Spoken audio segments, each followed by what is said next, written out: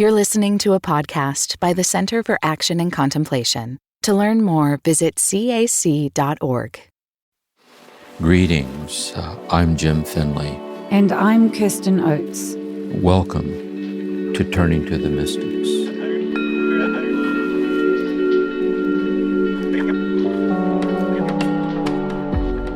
Welcome, everyone, to Season 9 of Turning to the Mystics, where we're turning to The Way of a Pilgrim by an anonymous author. And I'm here with Jim, and we're here to reflect on Jim's second talk for this season. Welcome, Jim. Yes, so good. It's one of my favorite texts, actually, in the Mystics, so glad we're doing this together. Yeah. Yes, me too. I've just been so enjoying this season and this book. It's just wonderful. Yeah. So, Jim, you've given all of us an invitation to let the word and events of the Pilgrim shed light on our own lives and the way our lives unfold. And then you and I also offered an invitation for people to send in their own stories of pilgrimage or their own stories of being quickened this way. And so in today's episode, we're going to go through some of the elements that the book's teaching us about this journey. And so if someone's thinking they might write into us, they might choose one of these elements and how that played out in their life. Just starting with the overarching theme, and the overarching theme is that we are all pilgrims and we're on a journey to God. Right. Yes, that let's say a pilgrimage is a journey and a movement towards spiritual fulfillment.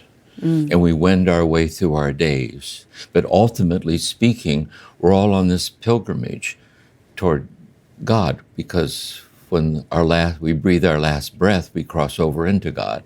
So in via, on the way through time, we're trying to go into ever deeper realizations of God's oneness with us and God's guidance with us, and then to express and share that with others. And the pilgrim starts with just life as usual. And you pointed out how he has the kind of daily essentials. He's got his food, he's got a certain set of tasks, and then the Bible in his pocket over his heart representing God's loving presence. So we're kind of just living our lives That's right. as usual. Mm-hmm. And again, suggesting that the details of our life are probably vastly different than the pilgrims. But the point is, all of our belongings, our home, our furniture, our clothes, all that, when you think of it, they sustain our bodily existence through time, really. But if over our heart, as the scriptures in our passage through time, is the eternity of God's love, guiding us through our days into God. So in that sense, we're in concert with the pilgrim. We're kind of to see ourselves in the same light. Mm-hmm. What I just love about this book is it's so embodied. Like it's really about the concreteness of our lives. It really reflects that so beautifully. Yes. And I think something too, another good thing about this text, and another book that's like this is Teresa of Avila's The Life, her spiritual autobiography, her life. Because when you get right down to it, it's our life. It's our very life. Thomas Brent once said in the monastery, wouldn't it be interesting when you die and face God and you find out God isn't even at all interested in your spirituality. God's infinitely interested in you. And so it's our very life. It's the living of our life. And the book kind of concretizes that. We see that also in the gospel, God revealed in the life of Jesus.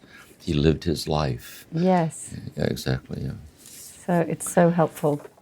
So he's in his usual life, and his life, he's living the Christian life.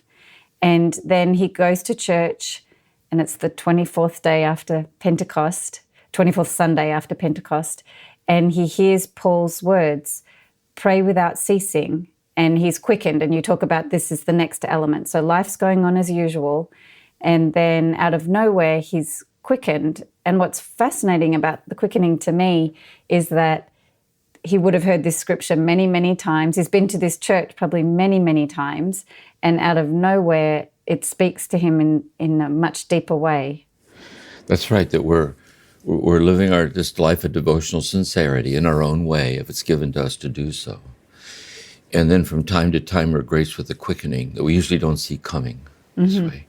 And it comes in many forms in all the realms of life, and love found and love lost, and day by day, whatever the journey is.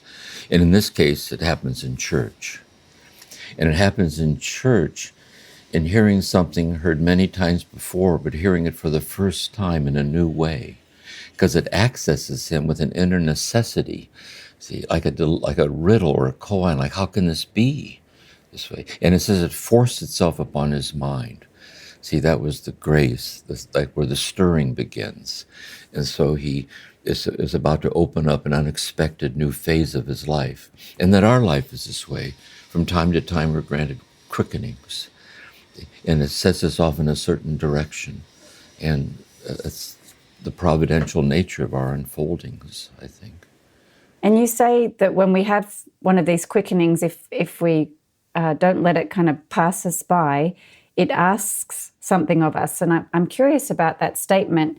It seems like for the pilgrim, he's got a question he must answer. Like he cannot not answer that question. So it's almost like it's asking him to answer this question. Is that the kind of thing that happens? Yes. I don't know if I referred earlier to this. One of my favorite passages in Thomas Merton, where he says, when people first begin their spiritual life, there's this quickening this way. These beginners have many questions, like he has a question, like many questions, and therefore they look for an answer for their question, which is good, because he's looking for his teacher. He said, but along the way, what you discover, here all along, God's the one asking the question. And it isn't just you don't know the answer to God's question, you don't even understand the question. And so it's a deeper unraveling of assumptions when we're led by grace through life, just these different things that unravel us and bring us unexpectedly to things. And this is what's happening to him. And so he's starting out then with the imperative of this question. And what it's asking out of him, his own awakening heart, is how to find then some kind of response to this question, because it says in Scripture, God tells us we're to do this. Mm-hmm. But I don't see how it's possible this way. And so that sets the story in motion. You know. Yes. So it sounds like he's partly confused, but then he also has this deep longing to understand that question. That's right. And that's another thing, too. I think that's a good way to put it, because it's almost as if we're confused in that we can't comprehend it. But we're confused by the shining of a gentle light in our life that wasn't there before. So it's almost a deeper clarity that we can't figure out. See? So it's confusion, but it's a paradoxical new kind of clarity that he's kind of leading him on this way. Yeah. And then so it asks something out of him, which is to answer this question, to find a teacher, someone that can help him with this. And for him, it takes him on a journey, and it's leading his whole life forward now. And he's asked to leave the familiar.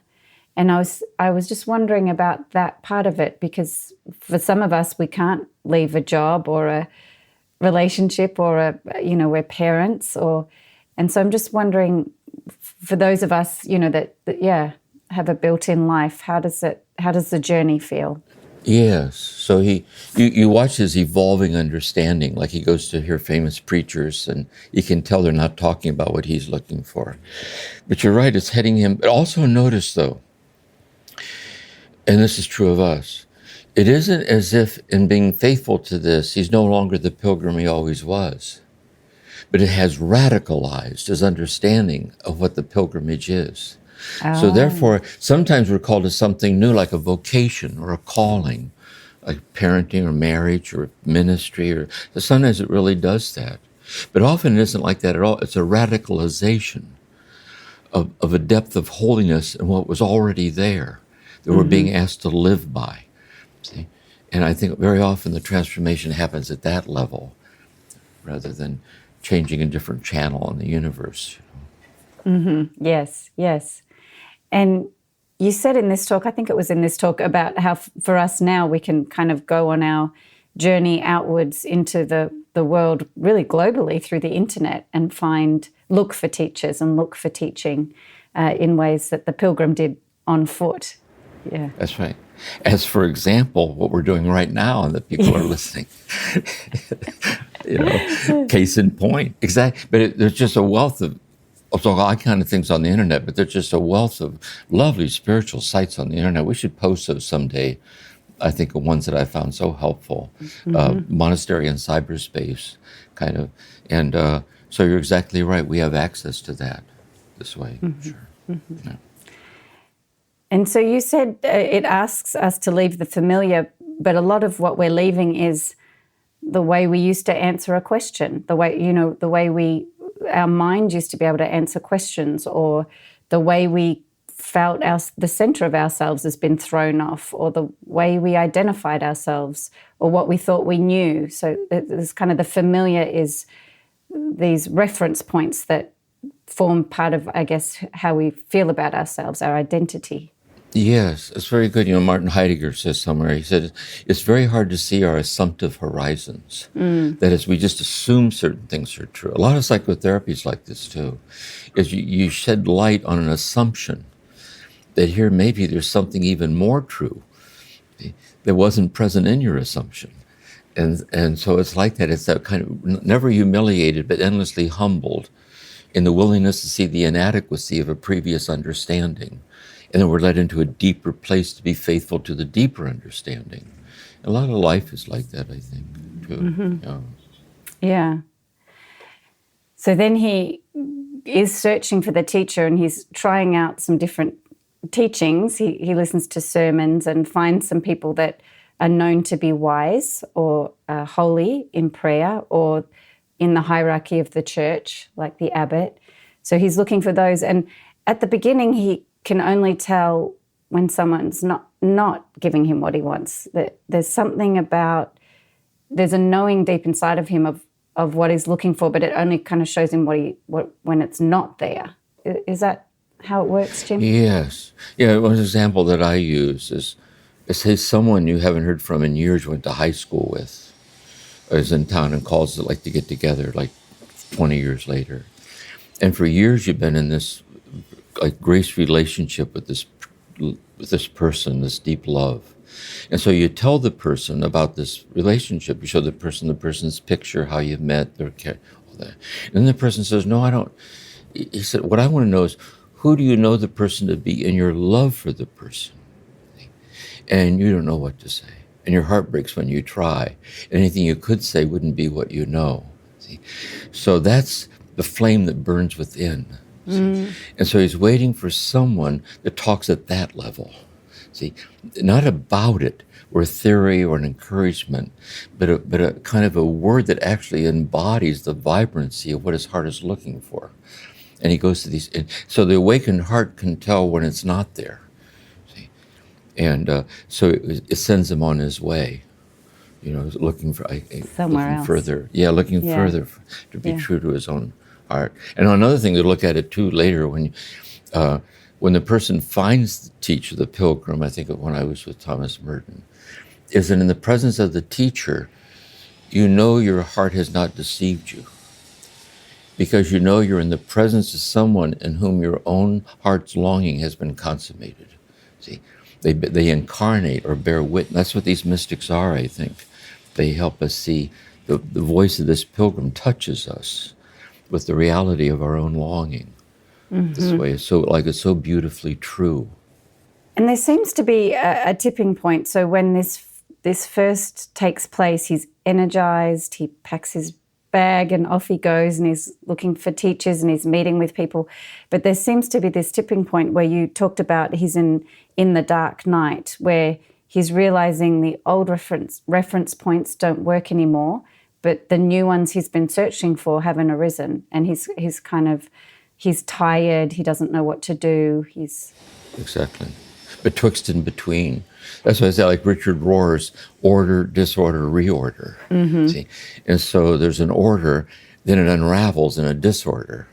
But the reorder isn't just a new arrangement, it's a qualitatively different kind of order.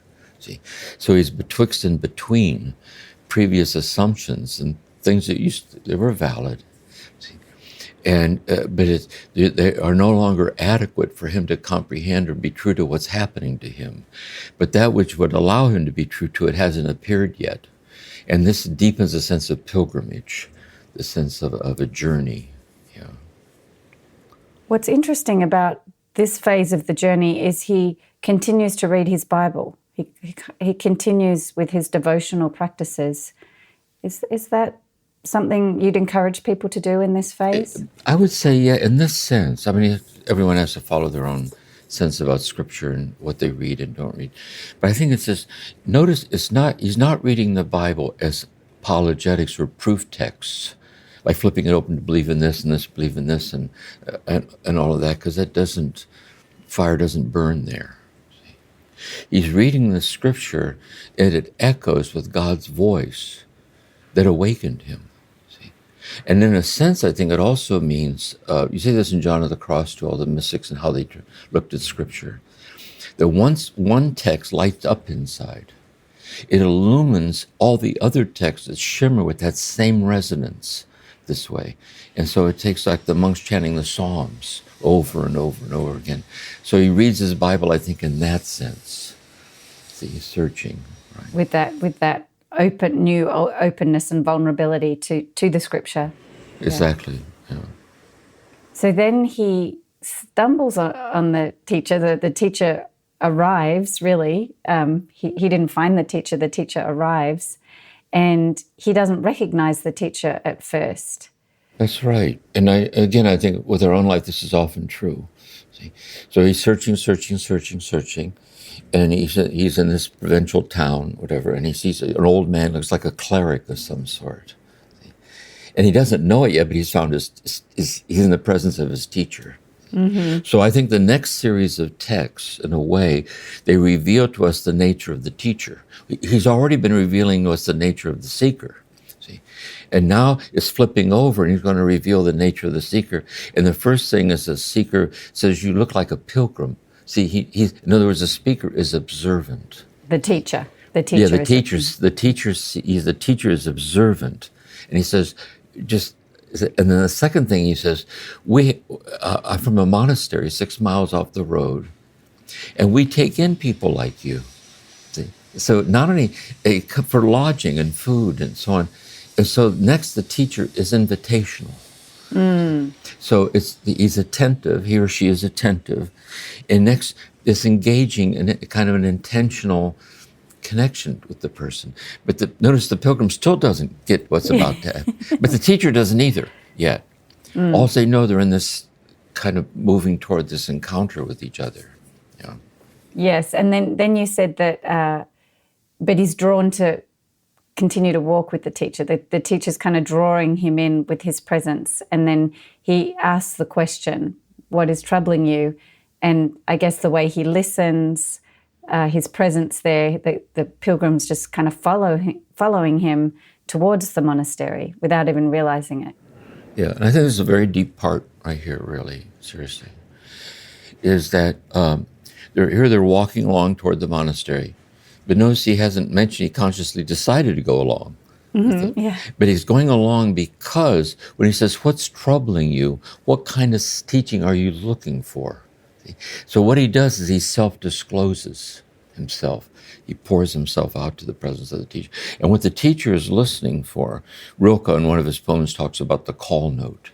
When he says, a burning desire awoke within me, he says. And so the teacher then recognizes in the pilgrim someone who's on the verge of this non-dual unitive state beyond words and thoughts and emotions and so on.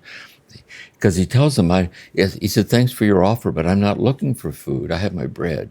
I have my Bible. What I'm looking for. See? And St. Benedict says this in his rule in the 5th century. He said, when someone comes to the gates of the monastery, don't let him in right away.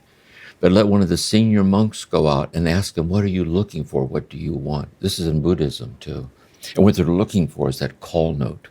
See, like a quickening or an unconsummated longing within the person. This way. And at this point, then, this merging starts, like this, the resonance starts to become more explicit. Yes, yeah. Yes. Amazing. And you said that the teacher sees what the pilgrim can't see yet. That's right. Yeah. That's right. And I say that too, that often, that sometimes you get this, you discover you're in the presence of someone who's more present to you than you are.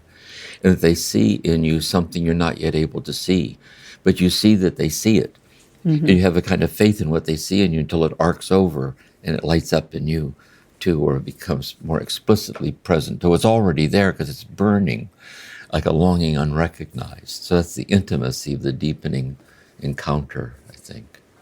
This portion reminds me of how Richard Rohr also teaches that people can see people in this phase of life, the people with wisdom, as very naive. Like but if you're looking for this path, they have the kind of presence that gives you confidence that the path is real. That's right. See, another way of looking at it, I think it's really true, like Merton said in the monastery. Everything in the monastery is designed to protect what this is about. Every part of the life, the silence and everything. He said there are many people, he thinks, in the world who are being called to this, but they have no one to help them understand what's happening to them. Because the person for whom it's happening, you start to feel maybe you're crazy inside. Yes, yeah. Because you can't talk about it. You can't show it to anybody. It's not explainable this way. And so then you're looking for, that's what makes these teachings so precious to the person, because you can tell this is about the stirrings of what's stirring in you. And here it starts to carry you along. Yeah. And I was struck too by when the teacher realizes where the pilgrim's at, he doesn't start with teaching, or here's how you pray, or here's this book, or he starts with, thank God. Thank God that you have this question. And he says, God has been testing your will against God's will, which I just wondered about, that kind of testing. Yes, I think that is my understanding of it, yes. Let's say in all transformative processes, where we're kind of aware there are certain aspects of the way we treat ourselves or other people or life, whatever, that are compromising or doing violence to who we feel deep inside we are and are called to be. And so it's a gift to see that, and it's a gift to want to move beyond those hurtful limitations toward this ever deeper modalities of love, really. But this is actually kind of making that infinite, in that your will is finite, and your desire for this fulfillment is finite. But God's will for you is infinite, because God's will for you is God. See? So this is the testing of your finite will being encountered by the infinite will. See, that's going to carry you beyond the boundaries of your finite abilities into God. And so he blesses himself, thank God, my dear brother, and he calls it unappeasable. That is, you can't appease it with anything less than an infinite union with the infinite. It's a setup. You can't, yes. it won't let you do it. It's a gift to have something unresolvable, because it's only resolvable on God's terms that are infinite, and it's already starting to happen in you. So that's a lovely moment in the story. Yeah. Yes. That picture, the image you gave, is really helpful, that the finite will up against the infinite will, and so all it can really do is surrender into the infinite. It can't hold its own. That's exactly right. And as the story deepens, we'll see what's lovely about it is the infinite will has already surrendered itself over to us. So in the reciprocity of the surrender, see, we surrender back, and the prayer is then going to become embodying the mutuality of the surrender. The prayer concretizes, because that's where the union happens. What do you think the pilgrim would have experienced when he heard that? When he heard the teacher say, thank God, and explain to him what's been happening? Do you think he was relieved, gratitude? Did it make him confident in his pursuit of this? I think, I'm reading this back to the first time I sat with Thomas Merton in direction and his acceptance of me. I think it's an instantaneous sense of relief. So instead of a lecture or a comment or an explanation, this spontaneous sense of gratitude like this. And I think he's touched by it because something in him already knows it's true. See? But he hasn't yet surrendered over to the gratitude. You know, his perplexity is now being illumined by the teacher. Calling it goes deeper. It's gratitude. You could not have planned this if you tried. You know, this was beyond your. Blessed are you. See, this comes from God. So I think it just kind of washed over him. Mm-hmm. You know. Do you think he thought, I almost didn't come to this monastery? What was I thinking? Yeah, really. I think too, providentially, we say, an Eckhart commentator says, we look back at our life, and we say, like, it so happened, or it came to pass. See? Or later, in next mystic, we look at Four Quartets, T.S. Eliot. We look back at certain moments where there's a fork in the road, see? And we took the one that led us to the union, and we realized we almost didn't take it, see?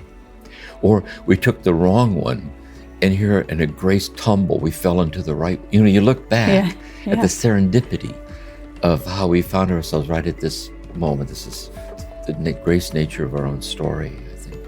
That's such a beautiful part of it. It is. Turning to the mystics will continue in a moment. Many of us feel increasing anger at injustice, violence, and indifference in our world today. Join us March 14th for What Do I Do With My Anger? An online gathering featuring Richard Rohr and Brian McLaren. Learn ways of transforming anger into loving action. Inspired by Father Richard's new book, The Tears of Things. Register today at cac.org/anger. That's cac.org/anger. What does it mean to embody salt and light? In 2025, Richard Rohr's daily meditations turn to Jesus' timeless metaphor for reflecting love into the world. Amid this season of uncertainty, join us in living with trust, being salt and light. For 18 years, the daily meditations have inspired thousands of readers like you. Subscribe today at cac.org/saltlight2025. That's cac.org/saltlight2025. Next, the starret, isn't it? Is the starret or the teacher starts, or the monk starts offering guidance in prayer.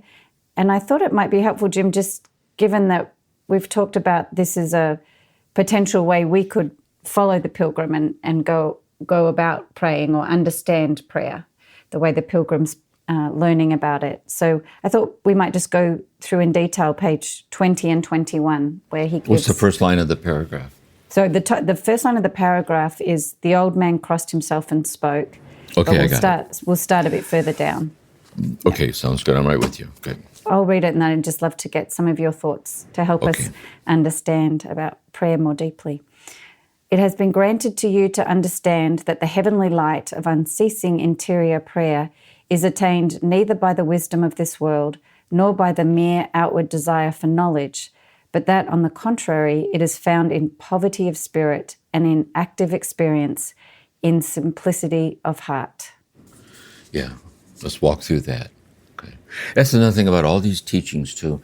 They're not challenging because they're theoretical. It's not theoretical, but it's intuitively pure. Do I mean it? You have to just sit with it and let it kind of sink in what's being said. It has been granted you to understand that the heavenly light, so you're being illumined by this heavenly light, which is this longing, of unceasing interior prayer is attained. And here's a litany of things by which it's not attained. Yeah.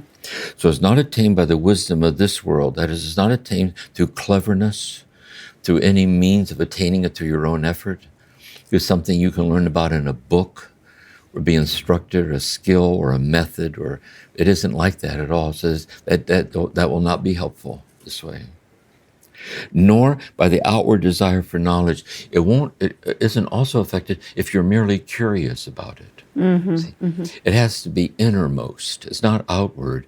It's an innermost desire. It's a desire you don't understand for a union you don't understand, but you know it's real because you tasted it or it visited you this way. So it's not outward. That's why it's so hard to talk about this way. Yes. Neither by the wisdom of the world nor outward knowledge, but that on the contrary, it is found in poverty of spirit. It's found in your very helplessness to find your way to what you're looking for. That's where it's hidden. It's hidden in your very inability to find it, because it's already found you in your inability to find it. Yes. See, it's leading you to it. So it's found in poverty of spirit. Blessed are the poor in spirit, Jesus. Okay. And an active experience. And what is the active experience? Leaning into and yielding to the longing, see, that God might fulfill it. So it's an active experience of engage, and they're engaged in the active experience right now in their encounter with each other. Too, this is the active energy of the experience. And in simplicity of heart, there's no room here for posing or posturing or clever, complex answers for anything. It's very childlike, really. It's disarmingly simple this way. And one Buddhist teacher says, Shunryu Suzuki, he says, it would be easier if we were asked to be simple in a simple world, but we're being asked to be simple in a complicated world. So we all live in a complicated world, but this is found in a deep kind of simplicity this way, and that's where it's found. I like the way it says it is found in poverty of spirit and in active experience in simplicity of heart. It doesn't say and in active experience and in simplicity of heart. It's like the active experience is merged with the simplicity of heart. Yeah. Yeah, beautiful. And then he goes on to say, and I think this is helpful for all of us to hear, that is why it's not surprising that you have been unable to hear anything about the essential work of prayer and to acquire the knowledge by which ceaseless activity in it is attained. Doubtless a great deal has been preached about prayer, and there is much about it in the teaching of various writers. But since for the most part all their reasonings are based upon speculation and the working of natural wisdom and not upon active experience, they sermonize about the qualities of prayer rather than about the nature of the thing itself. So I'd love to hear your thoughts, Jim, about that based on reasonings and speculations. Here's one image that helps me with it, is to say that it's so true that we can't get the ocean into the thimble, but we can drop the thimble into the ocean, see, and we are that thimble, see. And so compared to the boundaryless expanse of God, our abilities are like that thimble. But when we try to get there through speculation, that is through comprehension, explainability, whatever, it's collapsed into that poverty. And that's why you can't find it there. There has to be an opening into a boundaryless state. See, that's beyond your abilities, but it's already overtaking you. See? Mm-hmm. And it manifesting itself to you this way. It's like a different type of consciousness that it we is. have to, yeah. Yeah. And I think it's always true. It is hard to find. I think there are ways that everybody embodies this deeper consciousness through sincerity, through love, and so on. But it's very hard to find this kind of consistency in it. Mm-hmm. And especially, I think a lot of people, when they do find it, they find it in different modalities, like through marriage or children or solitude or silence or service or art. Or it's really the holiness of the modality. But this is God's the only modality. It's not a modality of a context of God. It's very God, see, unfolding in your heart without any unexplainably this way. And it's already begun to occur. And insofar as we're touched by the beauty of these teachings, the very fact we're touched by the beauty of the teaching bears witness it's already stirring in our heart. Mm-hmm. Like we're being led along, because the teacher isn't just teaching the pilgrim, the teacher is teaching us, or by the pilgrim passing it on to us, they're both teaching us. Yes. Leading it on, yeah. Absolutely. Yes, and you alongside, Jim, teaching us too. Yeah. So one argues beautifully about the necessity of prayer, another about its power and the blessings which attend it, a third again about the things which lead to perfection in prayer, about the absolute necessity of zeal, an attentive mind, warmth of heart, purity of thought, reconciliation with one's enemies, humility, contrition, and so on. But what is prayer, and how does one learn to pray? And it's funny, having read all that, detailed description, you think you have heard about what prayer is and how to pray, but he ends with that question. Yeah, he does. Merton says somewhere, he said, all renewal in spiritual groupings, and also within ourselves, is returning to the fire of the founder. Mm-hmm. And the fire of the founder is this one who's illumined by this fire of God. See? And so it isn't as if this litany of things he's mentioning aren't important or helpful. See, but the fire cloud of unknowing says God naked as he is in himself and not the gifts of God. And so this is where he's pointing to this, and it's hard to find. It's hard to find. And this list of things that we could get caught up in: zeal, attentive mind, warmth of heart, they all sound like ways to pray. But he's talking about something deeper that, yeah. And I would say this too. I remember when Bernard McGinn was a guest on the thing, and Carl Rahner say mysticism in the broad sense for everybody is religious experience, it's discipleship. So all these things in this broad sense are, God really is present in our life, veiled in insight, veiled in aspirations, veiled in sincerity, veiled. But what can happen is a kind of a refinement towards unveiled union. That when we cross over to the veil of death into God, it'll be unveiled glory. But sometimes God doesn't wait till you're dead to begin to give you unveiled union. So this is not veiled in these modalities. This is modeless. It has no mode. It's a very God. And so he's leading him to this tipping point this way. Yeah. This section reminded me a little bit, years ago I was helping a church nearby, do some strategy and operations work. And one of the big requests from people in the congregation was, I just want to go deeper. I really want to go deeper. Yeah. And that's all they could articulate. And what the church offered was more Bible study on more challenging books in the Bible, things like that. But it wasn't meeting the need. I just reflect on this now and think, I don't think they could really articulate the need. And the church couldn't really offer to meet the need in the way, just like this text is laying out. Exactly. Another way to look at it, too, and it's at the very heart of this thing about the Bible. See, there's Bible study, and then there's Bible study. Mm-hmm. So you can sit there with your Bibles open with the commentary, and that's important. See? But what happens when, let's say that the author of the gospel invites us to join them in being affected by the presence of Jesus in the way that they were affected by the presence of Jesus. And they were unexplainably transformed. So when we sit with Jesus and open the scriptures this way, see, there's this deep reading of the word of Jesus, like falling off a cliff. It's abyss-like, and it touches your heart. And so in a word, he's trying to, it's just, it has this feel to it. You know? Yes, because we're so used to just being taught concepts. And that's so right. It's part of the way we're set up to take in the teaching as well as offer the teaching. It's about offering concepts and understanding concepps, and you're talking about something much more embodied and much, much deeper. I love that saying by Merton, praying to God, you who sleep in my breast are not met with words, but within an emptying, and within an unraveling, within an unraveling, within a you know what I mean? You're just, yes. The rains fall from your hands. You've just been touched by something atmospherically present everywhere and unexplainable, and it's transforming you into itself. And how do I conduct myself? How do I cooperate with this? And what's happening to me?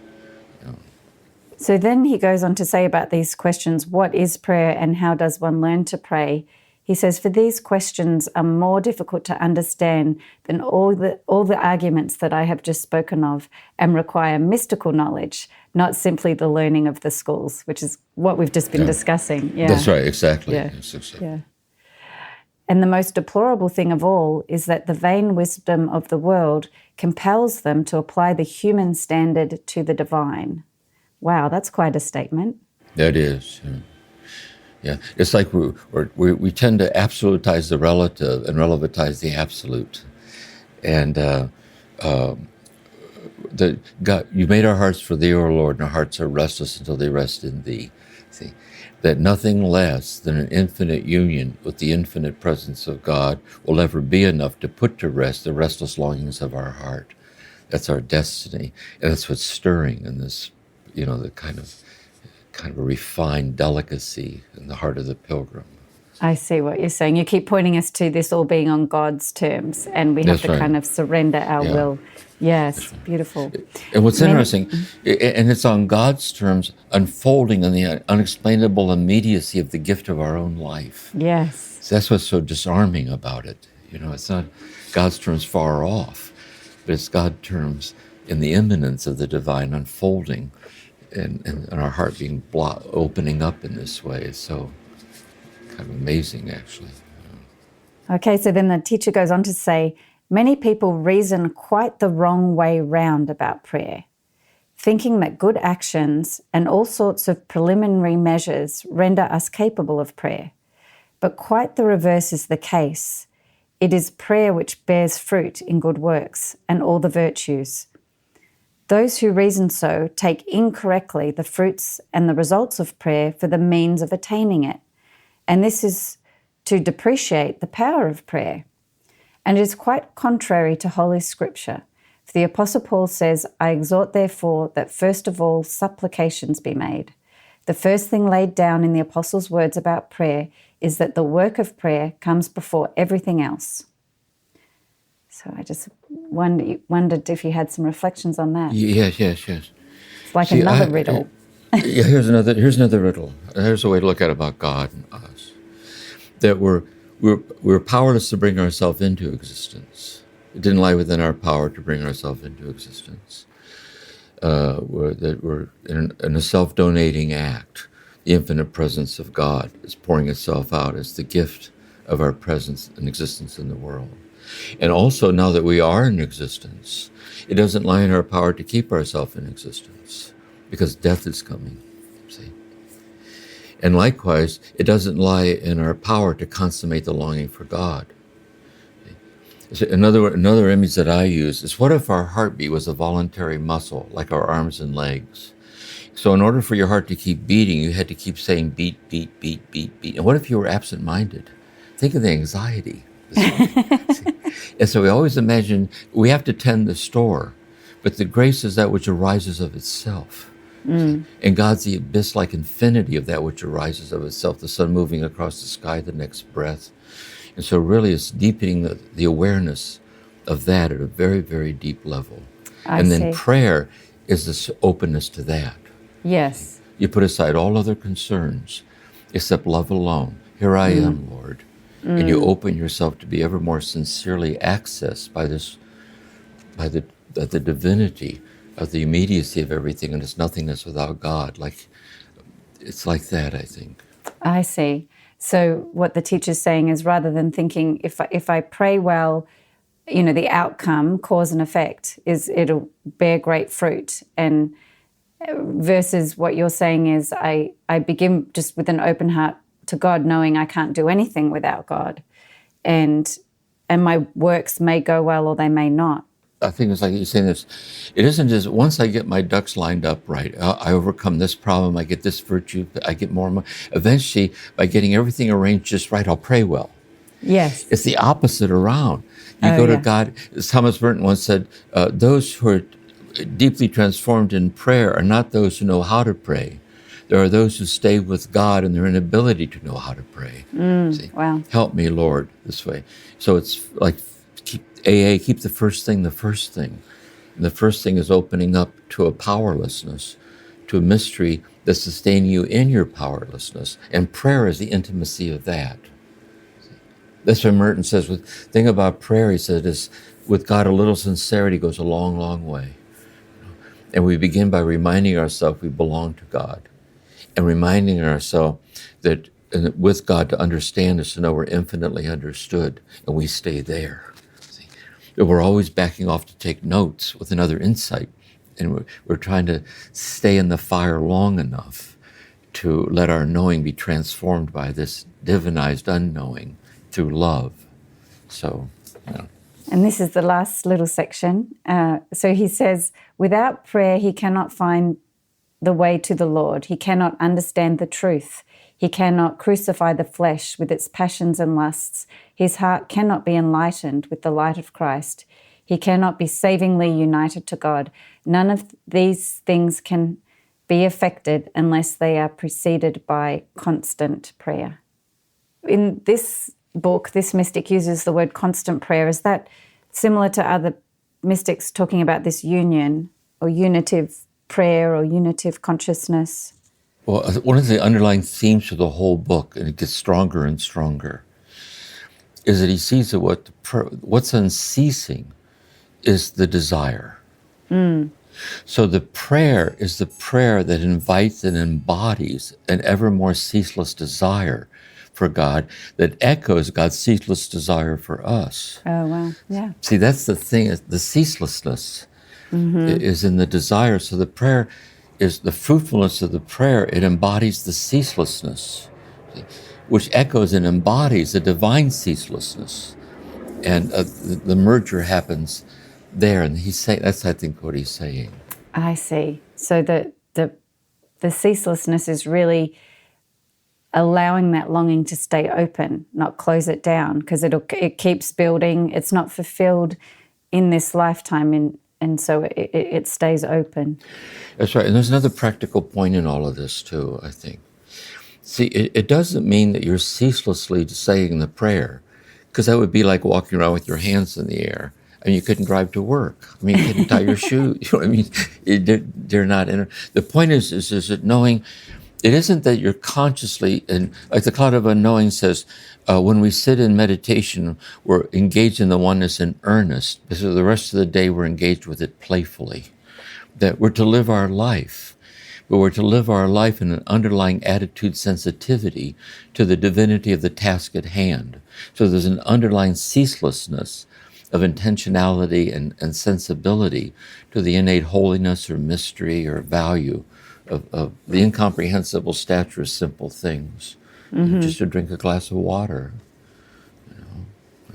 And the teacher's going to give him something to do to kind of orient himself to that. And it reminds me, Jim, about you in the monastery, about there was a very strict schedule and work and chanting the Psalms, and so this teacher is going to suggest there's something this pilgrim should do to help send to him in this ceaseless prayer. Yes. In other words, it's any deep transformative act occurs in fidelity in committing yourself to the activity that embodies the transformation that you're seeking. So someone learning to be an artist, how do they become an artist? They sit with art. That is, they pick up the brush. One artist I was working with in therapy talked about the anarchy of the ineffable. You dip the brush in the paint, it goes across the page like this. And so the poet, the artist, the teacher, the ministry to a community of people, silence, solitude, aloneness, long-suffering, and patience and long-suffering in death, marital love, closeness. It transforms you in the giving of yourself over to its transformative power in your life. This way, so it's concretized. Yes. And it's that act which, when we engage in it with habitually with our whole heart, takes us to the deeper place. And then at the end of each rendezvous, we ask for the grace not to break the thread of the underlying sensitivity to it as we go through the day. So he's setting the tone up in that very practical, grace practicality of transformation. Wonderful. So he's offering him a practice that allows prayer to transform the pilgrim into itself, the thing that he's longing for, which is to be someone who prays ceaselessly. That's the practice he gives him.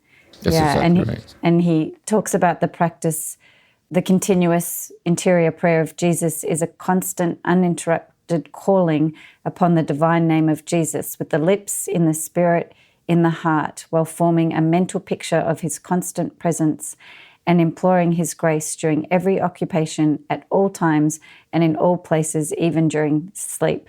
So for this pilgrim, it's all-consuming to begin with, like when you went to the monastery. Right, exactly. And I also like this, I said this in the talk too, I like it. You don't have in your mind an image of Jesus like you can, but notice it's the image of the presence of Jesus. So it's like when you love someone very much, you have an image of their presence in your heart, see? And so you're saying the prayer with this kind of heart-grounded mandala, or this image of Jesus, so the words and the image and so on, exactly, yeah. I love it. And we'll just close with where you ended, which is the teacher saying, now do you understand what prayer without ceasing is? Yes, indeed, Father. And in God's name, teach me how to gain the habit of it. He cried, filled with joy. Yeah. And here's the input. This is exactly where we ended on this, saying, is that when you're searching for something and you're in the presence of a way to concretize the desire, your very desire is what allows you to recognize what's being offered as what you've been looking for. Yes. And you see it as an insight. But that insight, what remains is the path of habituating the insight. Yes. See? Yeah. So Freud talks about, in the psychoanalysis, he talks about insight. Then he talks about the need of working through. See, where AA is like this too. The person that we've come to admit. But you got to walk the walk. You got to make your inventory. If you have to make amends, you have to walk the walk. So what's the walk? Like, show me concretely the habituated path where this can happen in the unfolding of my hours this way. And that's what we're moving into next. Yes. Path. Excellent. I'm looking forward to it. Seeing what happens next from this very joyful high point in his journey, having had this insight. Yeah, I would say too, end on this too, as an encouraging note. You'll notice that when we get into this, it helps us to be more conscious of the things that we're faithful to in the daily patterns of our day this way, that sustain us in the way. There are certain simple gestures or certain sensitivities that the fluctuations of it kind of sustain us along, and it's trying to help us become more consciously aware of those patterns. Yes. Of fidelity. Beautiful. So as we go through the book, I'm sure you'll help illuminate how we can apply this in our own day-to-day lives, not in a monastery and not as a pilgrim, but how we can work it into our lives. Just one quick thing before we go, Jim. You mentioned in that session a story about Thomas Aquinas, and you told it quite quickly, and so I just, for those who are interested, I wanted just to unpack it a little bit. You talked about Thomas Aquinas, who wrote the Summa Theologica, and I just wondered what that was and whether that was something significant. Yes. Thomas Aquinas was a Dominican friar in the Middle Ages who was a brilliant theologian, studied at the University of Paris. And he held the chair in theology at the University of Paris. He taught there. And so he wrote this work. He wrote other works too, but the Summa Theologica is a summary of all of theology. Wow. So it starts with what is God, and he walks. It's lovely work, actually. It's quite lovely, and it's several volumes long. He goes all the way. It's a Summa Theologica of it. So the story is that he, toward the end of his life, he had a mystical awakening. And he asked for the Summa Theologica to be burned because he said, compared to what he saw, it's straw. And Gilson, this Thomistic philosopher, a contemporary, died not many years ago, he said, but of that straw, Europe was to make its bed. See, it was to become the theology. It's no longer, it's more in the background now in the Catholic tradition, but it's brilliant. It played a very important role. But the deeper insight is this. There's a book, we're going to be doing it in the series on the podcast too. Joseph Pieper wrote a book called The Silence of St. Thomas. And he talks about that story. But then Aquinas says that what makes things intelligible, like a tree or a stone or a star, is their essence. Is the essence. And the essence is what God eternally knows a stone to be. Eternally contemplating it in God the Word. In the beginning was the Word, and the Word was with God, and the Word was God, and all things were made through him. Without him has been made nothing that has been made. And so when God created stones, God didn't have to think up what stones might be. God's fiat, God brings into existence what stones eternally are in God. And since everything in God is God, see, that's the divinity or infinity of stones. So the silence of St. Thomas is the very thing that makes things intelligible, namely their essence, is what makes them ultimately unknowable. Because to completely know a stone, you'd have to know God. See? It's a brilliant, I just love that But anyway, that's that story, the silence of Satan. And I would also say this too. Notice whenever we're struck by the beauty of this presence, we're silenced by it. And then if we speak, there's a way of speaking that breaks the silence, because maybe we can't endure the intimacy. But there's also words that don't break the silence. The cadence of the language embodies the silence. And I think that's the teachings of the mystics. Yes. It's the teachings of Jesus. It's not a word, the logos. It's not a word that breaks the silence, it says. It's a logos, it's a living word. The cadences of which embodies what's beyond what words can say. And so that's very much at the heart of the book too, yeah. I think what you're pointing to as well is that because the Summa Theologica does embody that mystery, but because the mystery is infinite, Thomas Aquinas went even deeper into it. And this beautiful, amazing work that we just, are so grateful for, he's gone even deeper into the infinite love of God. There's something else too. Jacques Maritain, he wrote a book called The Degrees of Knowledge on Aquinas. But it was also true, there's also stories of Aquinas writing the Summa and going into ecstasy while writing the Summa. So really, it's like Bernard McGinn's book, The Mystical Thought of Meister Eckhart. So it's, even though he said burn it, it's a story where everyone's so grateful he didn't burn it, because the sheer beauty of it gives you reason to pause. You see what I'm saying? He wasn't, someone long drawn out explanations of unexplainable things. Just before he died, God zapped him. He knew it all along. Yes. But theology, mystical thought, is a way that he saw to convey that. What's interesting is another difference between the Roman Church and the Orthodox Church is that they hold that the Roman Church pays too much attention to the pagan philosophers. See, we would hold it pays attention to Aristotle and Plato and then transcends them as a language of the infinite. But they give much more emphasis to what this book is about. See, they give much more emphasis to mystical awakening and prayer. You even see that in their liturgy and so on. It's interesting. Mm-hmm. So interesting. Yes. Yeah. Yes. Well, thank you for lovely dialogue, Jim. I'm such a joy to talk this through with you, and thank you for that beautiful second talk. We're on our way into a great season.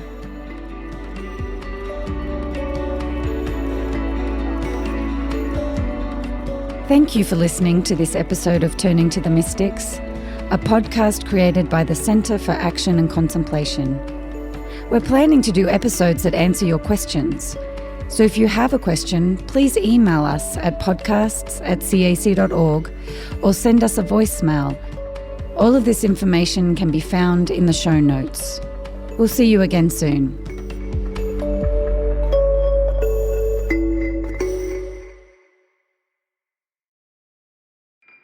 Do you feel called to walk a more contemplative path? The Center for Action and Contemplation is an educational nonprofit supporting the journey of inner transformation. Our programs and resources will help grow your consciousness, deepen your prayer practice, and strengthen your compassionate engagement with the world. Learn more about our resources, such as publications, podcasts, email series, and events at www.cac.org.